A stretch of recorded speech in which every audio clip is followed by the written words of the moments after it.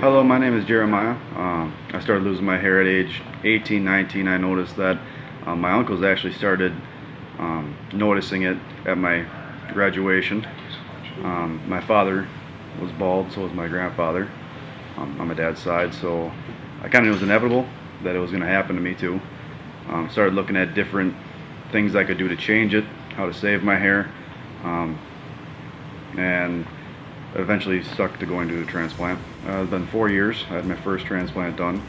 At the time I had more of my natural hair, and over time I lost it and thinned to what my transplants just left in the front. The hair loss has definitely changed a lot of my life for the most part. Anybody that knows me knows I wear a hat 24/7. I almost wear it to sleeping. In high school I had a full head of hair, had to have it thinned.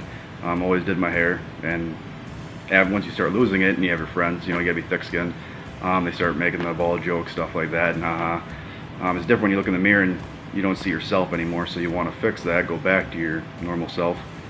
So that's when you start looking at that and other options. But definitely confidence had changed. You don't want to go in public as much because you want to be cosmetically appealing to people. Don't want them looking at your hairline versus your eyes. That's a very common one. I'm hoping for all over coverage, naturalness, but to just be able to style my hair normal again. People not, is that, well, he's balding, take away all that part of life, just to be back to normal. Things you can find online, there's so many different doctors, and you don't know what's true or not. Actually, I fell on the Natural Transplants being online on YouTube and all the videos, and it made a huge difference. All the videos definitely keep you educated, and you can see the results. Past doctor you worked with and trained with also, both very reputable, and the results prove itself, and that's huge. Dr. Huebner here, Natural Transplants. I'm here with Jeremiah, and what we're doing is the game plan. So we're in the huddle, we're talking about what we're going to do today, and what I've done is I've divided his areas of loss into 3 areas. We have a frontal third, and that's going to establish the hairline and the profile. We have a middle third, and then we have a crown in the back. The crown is that circular area that generally has a spiral component to it. And what we're talking about is what his priorities are. And I always advise my patients to fix the front before you fix the back. The front is the profile. When you shake somebody's hand, you look in the mirror, you see profile, you see hairline. So this is going to make a nice difference in him. You can see what he got from one transplant, which we call a bunch of nothing, which is, obviously if he didn't have the grafts there, it'd look different. But we want to get him some meaningful density today, which would be about 30 to 40% of your natural density in the back, depending on his hair type. Fortunately for Jeremiah, he has nice thick hair. It's such a mean trick. I'm sure when he was younger, he had a thick hair, thick head of thick hair, and he just doesn't have it where he needs it now. So you can see the miniaturization of the hair, the difference in the hair on the top.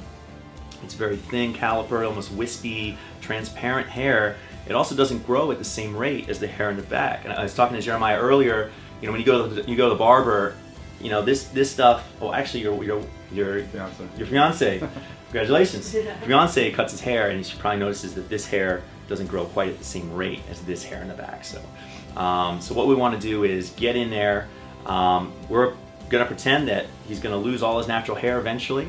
Hopefully not. He's getting on some products. We've elected to start from the front. 1 and 2 hair micrografts to soften up this front, so it's a nice natural transition into some larger grafts behind there to get rid of this doll's hair appearance. Some of these grafts in the front that he has are a little too large. So we're going to soften all that up so he doesn't have the pluggy doll's hair look. Start from the front and work our way back as far back as we can go. I know that I can get 2 zones of this today. Depending on his elasticity, if I can get a little wider strip, I'm going to try to get into the crown as well. We just don't know until we get in there. So I'm really excited about today. Thank you so much, Jeremiah, for sharing your experience. We'll be checking in throughout the day to show you his progress. Dr. Huebner here, Natural Transplants. I'm here with Jeremiah. We're about a third of the way through the procedure. At this point in the procedure, we've taken the strip out, and our technicians are now cutting those into multiple grafts. I'm very, very excited because in Jeremiah's case, his elasticity was amazing. So not only did we get the strip that we anticipated, we were actually able to get a 3rd strip, so we got an additional 20 to 30% more hair. So this is going to be tremendous. We're going to hopefully get not only this 2 zones, maybe even a little bit past that into the crown today. So, and we're going to jam pack it. But I wanted to hear from Jeremiah how your day's been going. What's your experience been like so far? Good.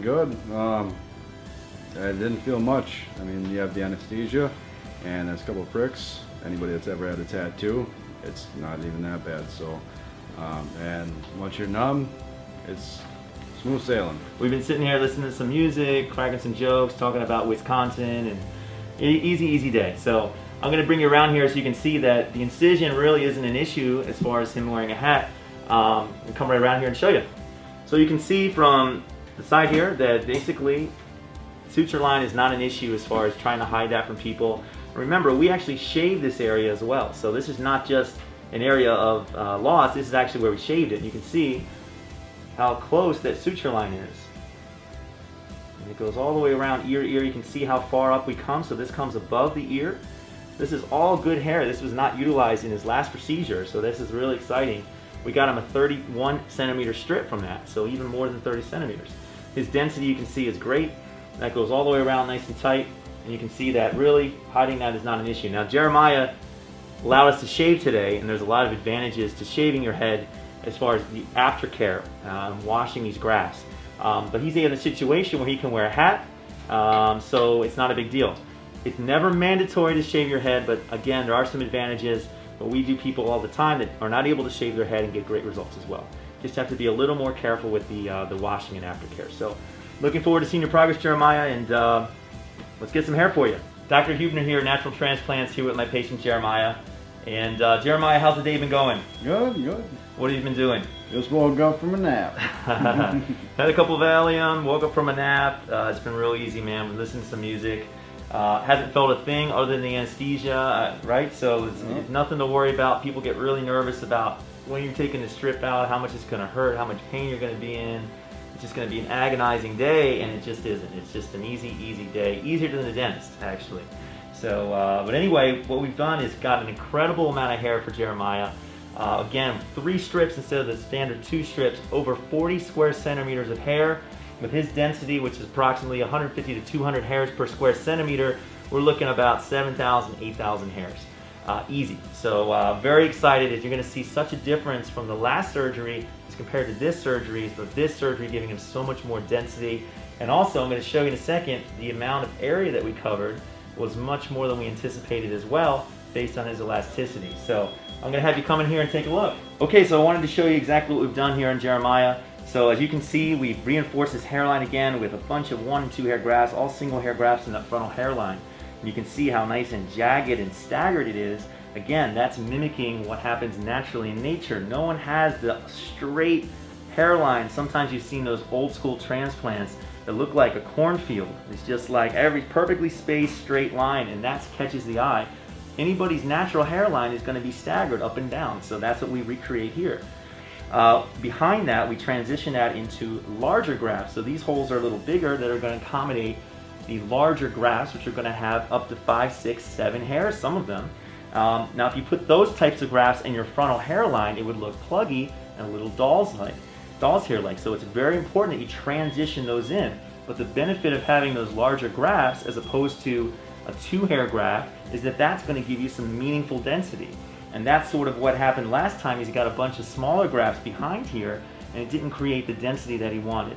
So we're going for about 40% density with this procedure in addition to what he already has. Now you can see the area that we've gotten as far as coverage. So we've gotten his entire head basically back just to the crown. We got about halfway back through his crown. So this is even more than 2/3 of the way back. It's probably 3/4 of the way back on his head. And this is the hair that's going to make the biggest difference to his profile. When he looks in the mirror, when he shakes somebody's hand, it's going to look completely different. He's going to have a reframed face, and no longer is he going to be staring at scalp and scattered grafts and spaciness like he had before. So I'm really excited to see what he gets. Please follow his progress. He's going to be giving us pictures and giving us updates throughout the whole process, and I can't wait to see his results. Jeremiah, thank you so much for being a good patient and sharing your experience with other people. I know that people really try to identify with some of our patients as far as their hair type, types of grafts they're getting, and it's just nice to have normal people explaining their experience. So thanks again, Jeremiah. Not a problem. Knowledge is power.